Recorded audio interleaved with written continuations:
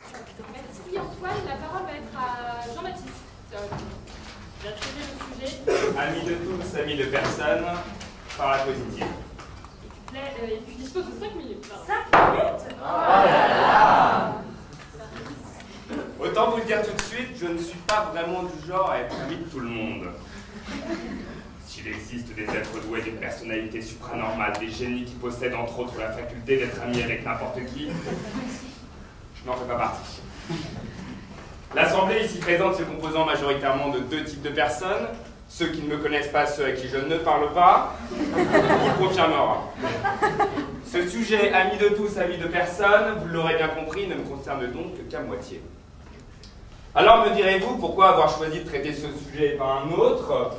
À cette réponse, je vous répondrai clairement que c'est avant tout parce que je suis fan de Jean-Jacques Goldman, mais ça on y reviendra plus tard. Alors, tout d'abord, j'ai constaté une chose dans le plaidoirie, c'est qu'on ne porte jamais suffisamment d'intérêt aux proverbes africains, pourtant plein de sens. On aurait pu citer tout a une fin, sauf la banane qui en a deux. Jamais le maïs n'a raison devant la poule, ou encore, qui avale une noix de coco a confiance en son anus. Non, alors par exemple, au Burkina Faso, le proverbe dit le contenu d'une cacahuète est suffisant pour que deux amis la partagent. Alors, grâce à cette phrase, au-delà du fait que l'on prend quand même conscience d'une certaine réalité socio-économique du pays, vous vous rendez compte qu'il se suffit d'une cacahuète pour deux. Non, on se rend compte surtout que être ami, c'est être capable de partager sans restriction, sans contrainte. Dès lors, être ami de tout le monde pose quelques petits problèmes. Comment peut-on partager avec tout le monde? Qui appelait avec le joker coup de fil à un ami lorsqu'on joue à qui veut gagner des millions? Peut-on partager avec un ami sans qu'un autre ami râle? Bref, des questions de fond pour un sujet en plomb, mais dont on ne sortira qu'avec une seule certitude. Des amis, il n'en restera qu'une, c'est la migraine. Amititia paresse à haute accipit, à haute faxite. Ça ne veut absolument rien dire, mais on pourrait traduire ainsi. L'amitié trouve les hommes égaux ou les rend-elle? Ce qui ne veut toujours rien dire, mais tâchons de comprendre. Penser que l'on peut être ami de tout le monde revient à considérer que chaque homme, c'est la partie un peu relou de mon exposé, soit chaque homme hors de son individualité ou de sa singularité. Il ne peut pas être notre ami. Ou alors on est listeux. Mais même là, j'ai encore des doutes quant à leur sincérité. Une exception existe malgré tout à la règle. Ce sont les personnes atteintes, c'est mon passage pas du tout politiquement correct, atteintes du syndrome d'Asperger, ou dit aussi autiste. Seulement, à l'image du personnage principal du film Le 8e jour, copain!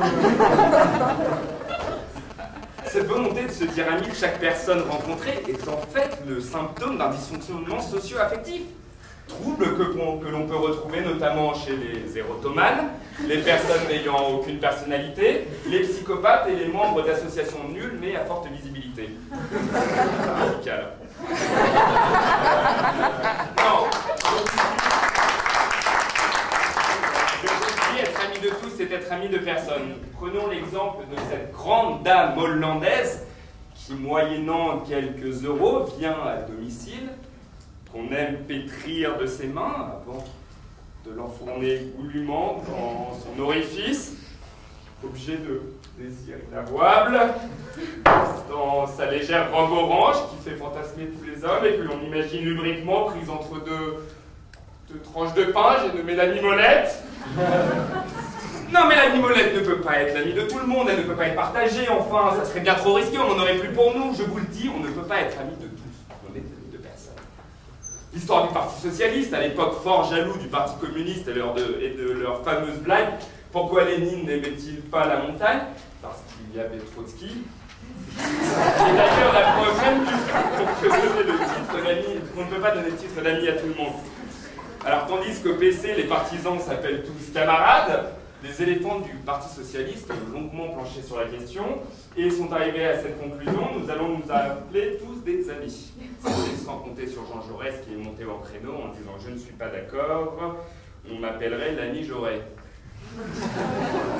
Alors, vous l'aurez bien compris, ami n'est pas qui veut, et même si Jean-Jacques Goldman nous explique que l'on n'est riche que de ses amis, photo Facebook à l'appui, ma banquière n'est pas de cet avis. Bon, alors là, ma plaidoirie ayant déjà quand même sacrément bien utilisé ce créneau du champ lexical, vous comprendrez donc que je vais m'arrêter là. Veuillez m'en excuser, mais votre amical.